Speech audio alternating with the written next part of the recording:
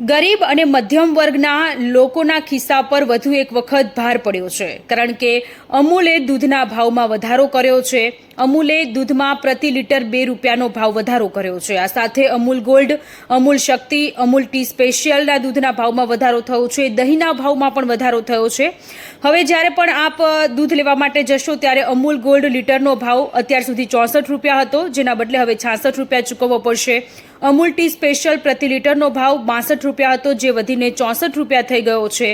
અમૂલ શક્તિના પ્રતિ લીટરનો ભાવ 60 રૂપિયા હતો, જે હવે 62 રૂપિયા આપણને ચૂકવવા પડશે, કારણ કે મોંઘવારી વધી છે અને આ મોંઘવારીનો ભાર સીધો ગૃહિણીઓના ખીચા પર થશે. મને અને તમને સીધી આની અસર થવાની છે. આવતીકાલે લોકસભાની ચૂંટણીનું પરિણામ છે અને તે પહેલાં જ આ જે સમાચાર છે તે ચિંતાદાયક સમાચાર છે. સૌ કોઈને આ ભાવ વધારાની અસર થશે.